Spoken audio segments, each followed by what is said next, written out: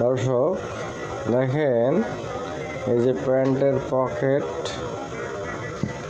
কিভাবে বানাতে হয়।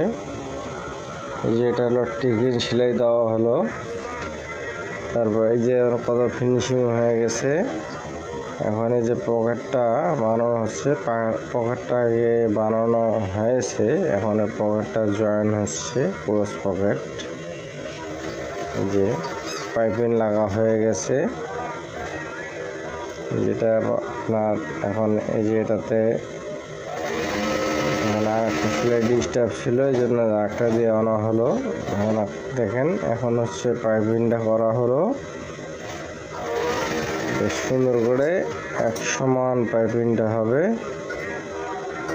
1.5 ইঞ্চিতে মাপ দেওয়া হলো এটা টাকের জন্য। এই কাজগুলো করা খুবই সহজ। এটা মাপ দিয়ে নেওয়া হলো, পকেটের মুখটা এক সমান।